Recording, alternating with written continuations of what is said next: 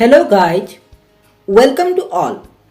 Today we are going to start the class 10 English book Skills of Communicative English Board of Secondary Education Odisha Chapter 3 The Solitary Reaper written by William Wordsworth. Before we are going to start the video, let's start the video with a great thought. Thought of the day. Don't be afraid to give up the good, to go for the great. तुमको किसी जदि भल मिलुछि ताकू छाड़िबा पई तुमे कुंठाबोध कर नाही, कारण तुमे से भल जिनसटा छाड़ी देले तुमे ग्रेट जिनस ताठारु मध्य आहुरी भल जिनस तुमे पाई परिबो। सेही भल जिनस को छाड़ी ताठारु आहुरी अधिक भल जिनस पाइबा पई चेष्टा कर। सो डोंट बी अफ्रेड, डरिबार किछि नाही। To give up the good, भल को छाड़िबारे तुमे कुंठाबोध कर नाही किंबा डर नाही। To go for the great, ताठारु मध्य आहुरी भल पाइबा पई, ताठारु मध्य आहुरी भल हासिल करबा पई तुमे आगु को बढ़ी चलो। ओके, सेशन टाको स्टार्ट करिबा।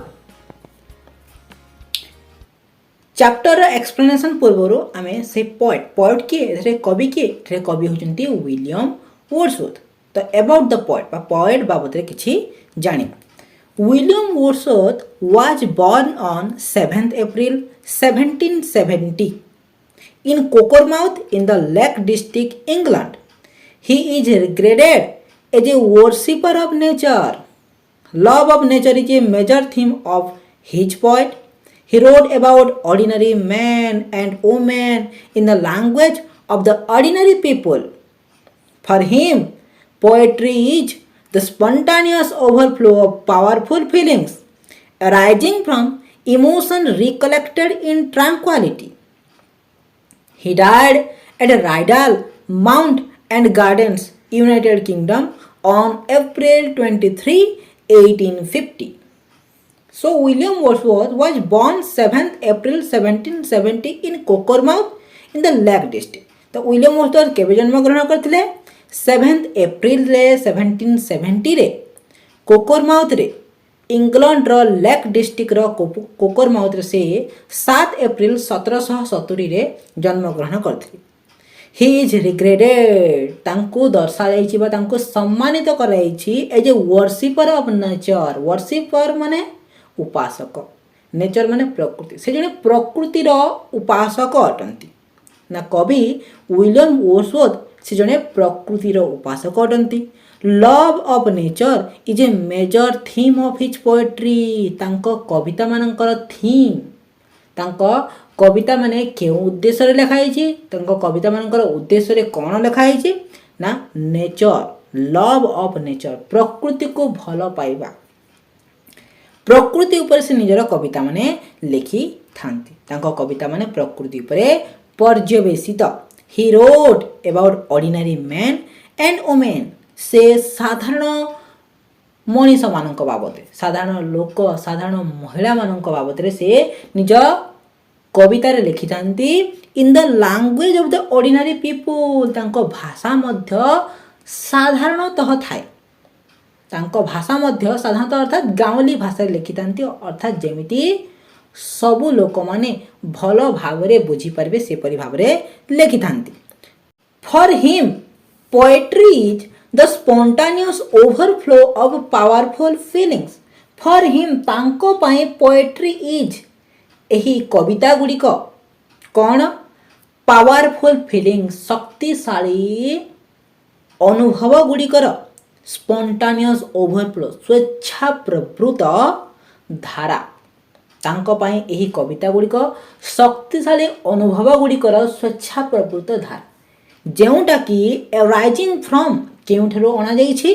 Emotion recollected in ट्रांक्वालिटी। आवेग गुड़िक रिकलेक्टेड माने कढ़ा जिबा, इन ट्रांक्वालिटी, ट्रांक्वालिटी माने हैला प्रशांति, प्रशांतिर आवेगरु कढ़ा जाईछि तांकर एही कविता गुड़िक। तांको कविता गुड़िक केउ पुस्तक रो नाइछि? Emotion recollected in tranquillity. बुझि पारलो? He died at Rydal Mount and Gardens, United Kingdom on April 23 1850 से मृत्युवरण करथिले केउठारे Rydal Mount and Gardens United Kingdom रो राइडाल माउंट एंड गार्डन्स से मृत्युवरण करथिले केबे मृत्युवरण करथिले एप्रिल 23 1850 रे ओके देन नेक्स्ट स्लाइड को जीवा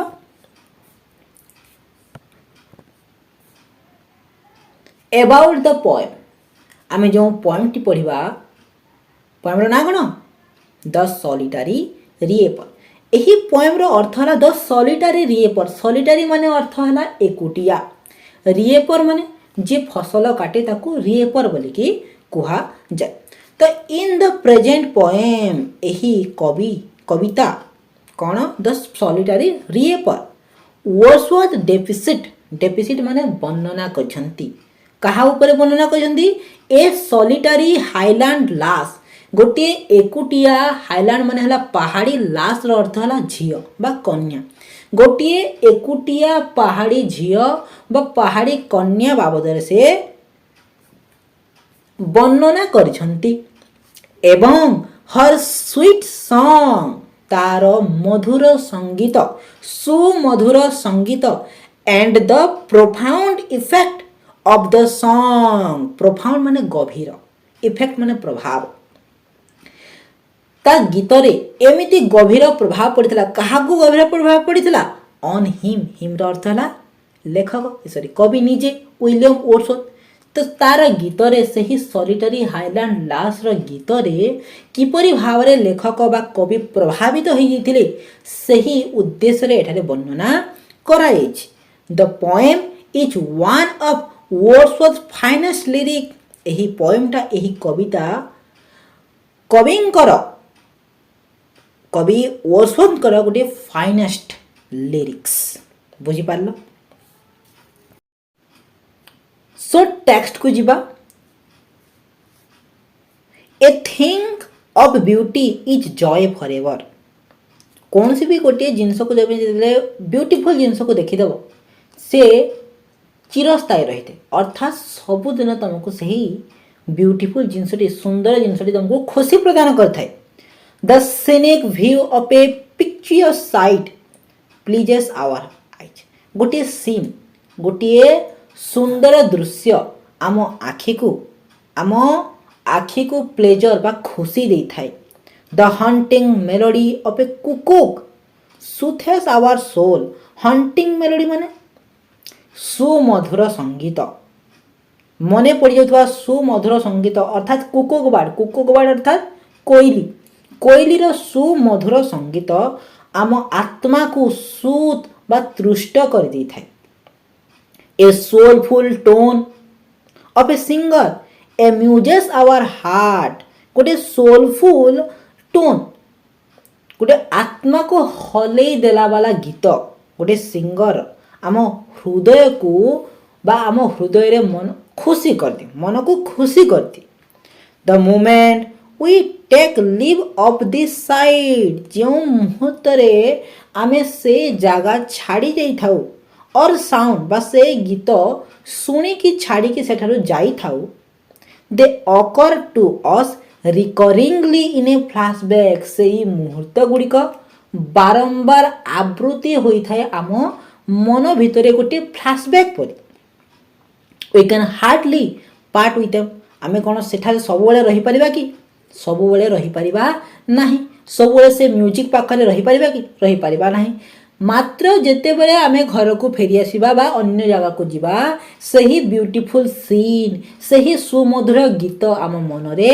बारंबार आवृत्ति मारी थाए the voice and the vision have a long lasting effect on us सही वॉइस एवं सही विजन अर्थात सही गीत एवं सही दृश्य गोटे एवर लास्टिंग इफेक्ट अर्थात दीर्घस्थायी चिरस्थायी प्रभाव पकई थाए कहा उपरे ना आम उपरे प्रभाव पकई थाए they continue to be a perennial memory with us से गुड़िक सब आम पेरेनियल मेमोरी अर्थात दीर्घस्थायी मेमोरी आम मस्तिष्कर हार्ड डिस्क रे सेव हो रही थाए रैम किंबा रोम रे नहीं मस्तिष्कर हार्ड डिस्क रे सेव रही थे परमानेंटली स्टोर होगी रही जाइए they never ceased to be एवं से गुड़िक केबे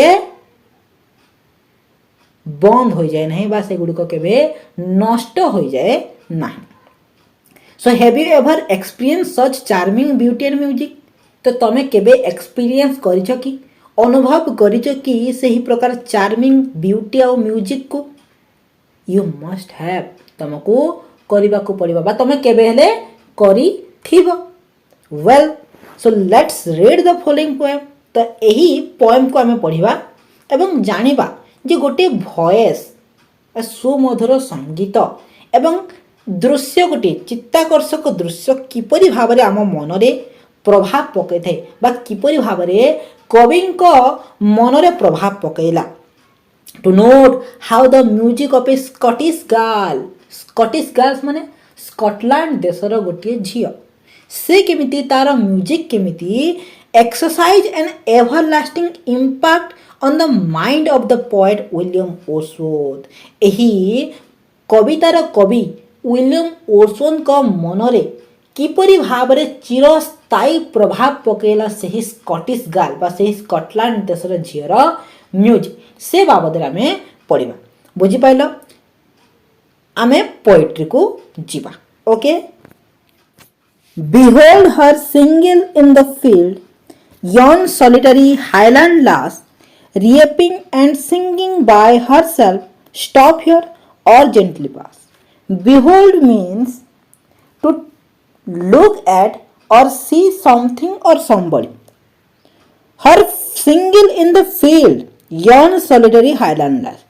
तो कवि एठारे कहउचंती जे देखी दर्शाई की कहउचंती जे देख से झील को देख यन सॉलिटरी हाईलैंड लास सेठारे थिबा एकुटिया हाईलैंड अर्थ हला पहाड़ी झील हाईलैंड माने पहाड़ी लास माने झील पहाड़ी झील बा पहाड़ी कन्या सेठारे थिबा पहाड़ी कन्या को देख जे कि सिंगल इन द फील्ड सही क्षेत्र रे एकुटिया अछि रिएपिंग एंड सिंगिंग बाय हरसेल्फ रिएपिंग माने फसल काटिबा एंड सिंगिंग बाय हरसेल्फ से निजे निजे फसल काटुछि एवं गीत गान करुछि। स्टॉप हियर और जेंटली पास एठारे रही कि तार सुमधुर गीत को अनुभव कर अबा एठारु ताको डिस्टर्ब न करी धीरे धीरे एठारु पळई जाओ।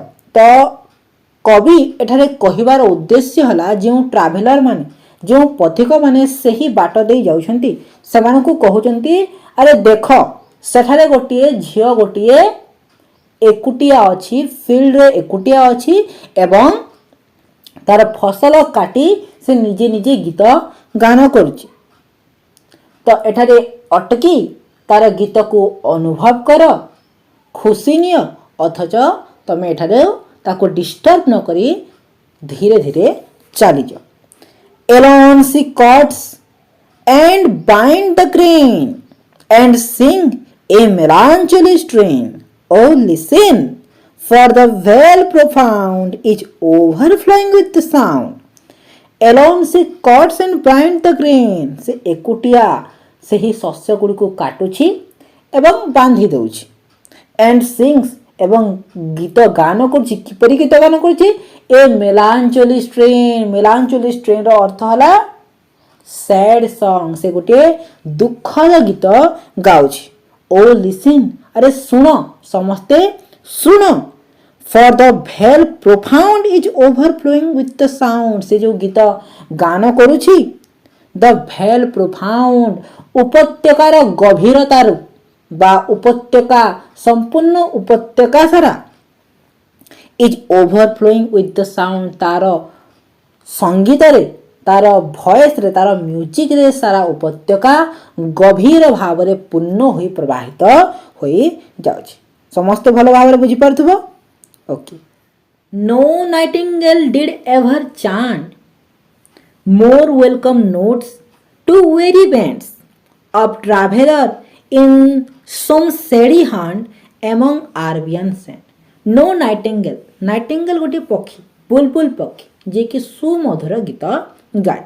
No nightingale did ever chant chant माने गाइबा तो कौन से नाइटेंगेल मध्य एपरी गीत गाई नथिबो किपरि गीत गाई नथिबो जेपरि कि सॉलिटरी रिएपरटी गाउछि मोर वेलकम नोट्स स्वागत स्वर टू वेरी बैंड्स माने थकी जाइथिबा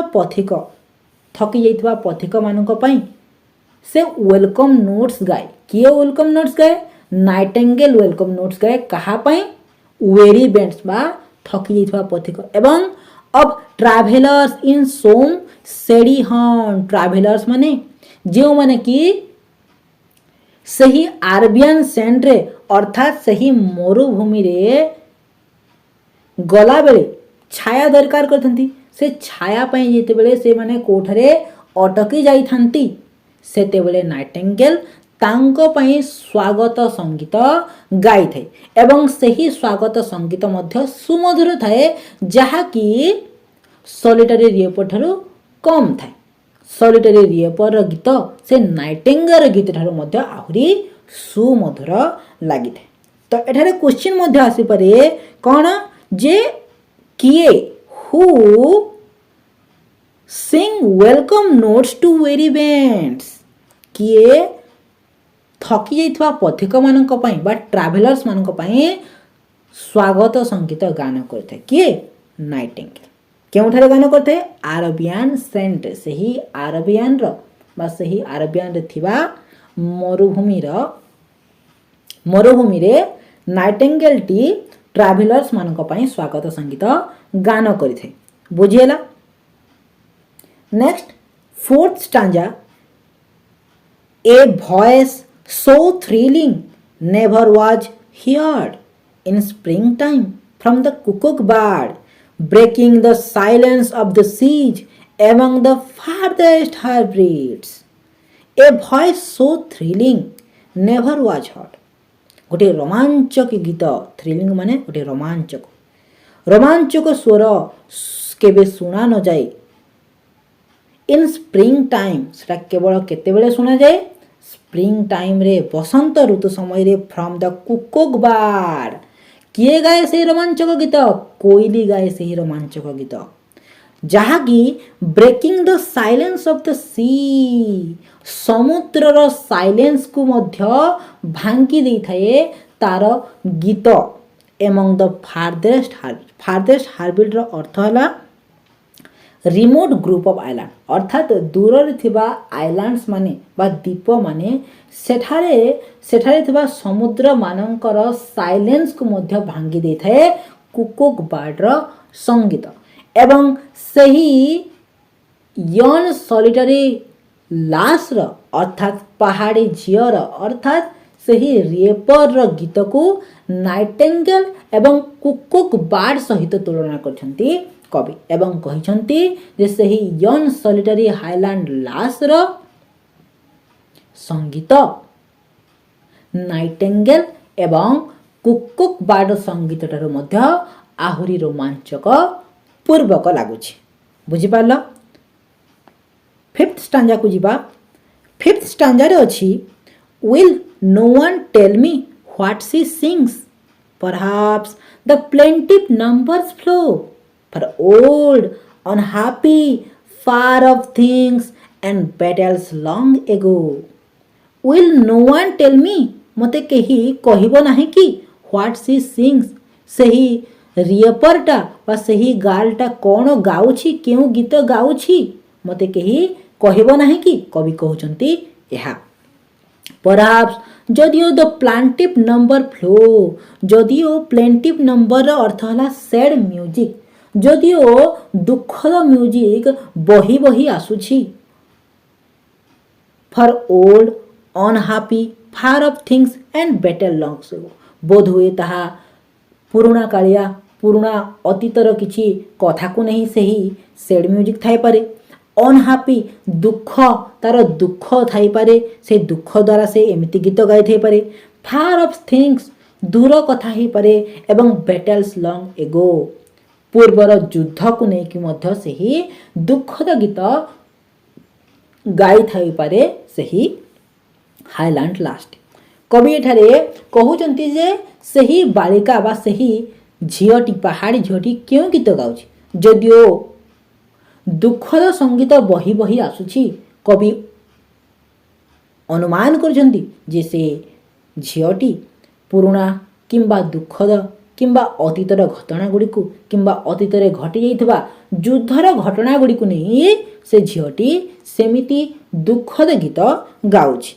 ଅର୍ ଇଜ୍ ଇଟ୍ ସମ୍ ମୋର୍ ହମ୍ବଲ୍ଲେ, ଆଉ ମଧ୍ୟ ହୋଇପାରେ କ'ଣ ହୋଇପାରେ ହମ୍ବଲ୍ଲେ ମାନେ ଅର୍ଥାତ୍ ଅର୍ଡ଼ିନାରୀ ସଙ୍ଗ, ସେ ସାଧାରଣତଃ ଭାବରେ ସେହି ଗୀତ ଗାଇଥାଇପାରେ।